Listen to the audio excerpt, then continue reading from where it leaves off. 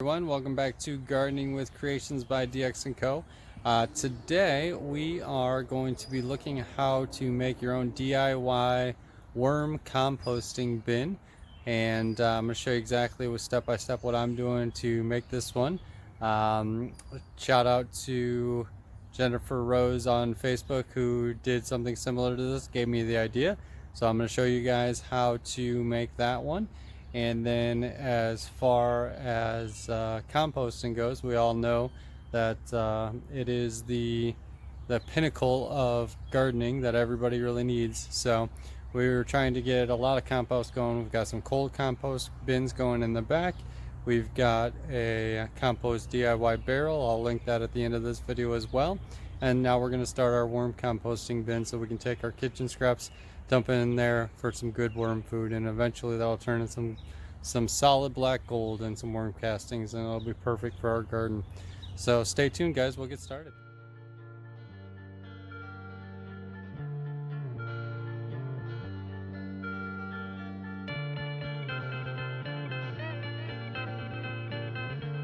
So as you can see, we're going to repurpose this kitty litter container, because you can open the lid, pour it right inside, and close the lid again, and you're good to go. Now, what we're going to do is actually, first thing you need to do is pick your location. It's hot, it's June, we finally got some heat, so you want to find a shadier spot. So this area does get some sun, but it's shadier, and to make it even cooler, we're actually going to bury this into the ground. But before we do that, we need room for the worms to be able to escape and breathe, so we need some oxygen in there. So we're going to cut off the bottom, drill some holes in the side, and I'm going to drill some air holes, some smaller air holes in the top as well. Sorry about the beagle. So what we're going to start with is getting that handle off of there, digging our hole, making sure this fits down in our hole. I wanted it close to the garden so the worms could come in and out of the garden as they wish underground. And so I'm going to get that hole dug, make sure everything fits, and move on to the next step.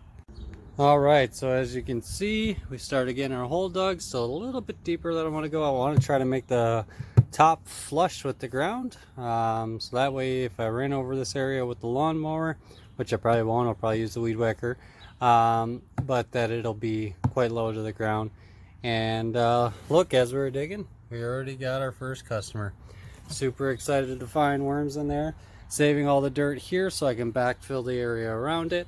So let me keep going. Just want to show you some progress. Okay, so that there is the perfect height for me, and easy open. As you can see, the bottom's still in it. So I've already cut the handle off, and so what I'm going to do now is actually go ahead and cut that bottom out. So pull this out here, and you can cut along right that edge with a razor knife and just cut it out. Obviously there's soil in the bottom to catch all your compost. You want the worms to be able to come up through that. I'm going to drill some holes in the side so the worms can come in and out of there as well. Some decent sized ones, but not big enough that the compost is just going to fall out. So there you have it, guys. I'm going to go ahead and get that done. Point of note, please make sure you check, search on Google, check local places that I think it's called Miss Dig, that you can come out. Make sure you're able to actually dig in the area you want to dig before you start digging, guys. Be safe, but just wanted to add that little note in there. Okay, I got the bottom cut off. We're ready to drill some holes in the side.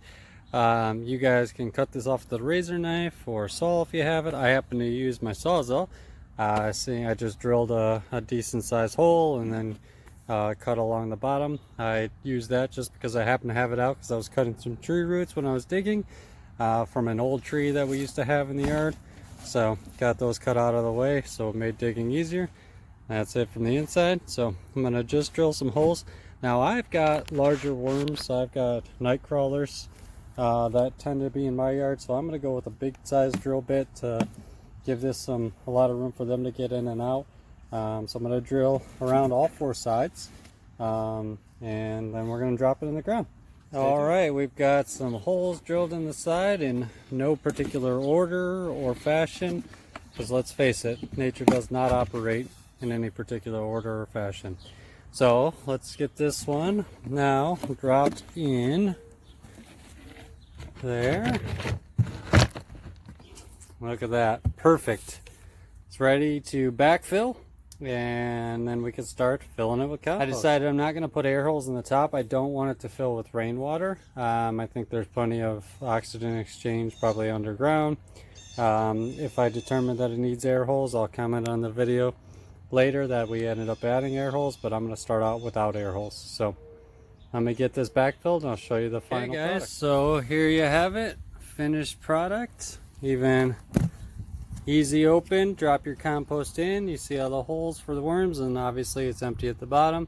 So now is where you will want to, if you have some worms available, throw them in there. We'll be collecting them around the yard and the garden, whatever we find, and we'll drop some in there so they can start breaking down this and turning it into some black gold, some worm castings, so on and so forth. Recommendation, if you guys are looking to go get some worms, is red wigglers are the best for this kind of thing, but any worm will do the job. So always, guys, I really hope you guys enjoyed this video. Make sure you guys give it a good thumbs up, share it out, and if you're not subscribed already, subscribe. Make sure you hit that notification bell for some additional content to come in the future. Hope you guys are staying safe and enjoying your gardens.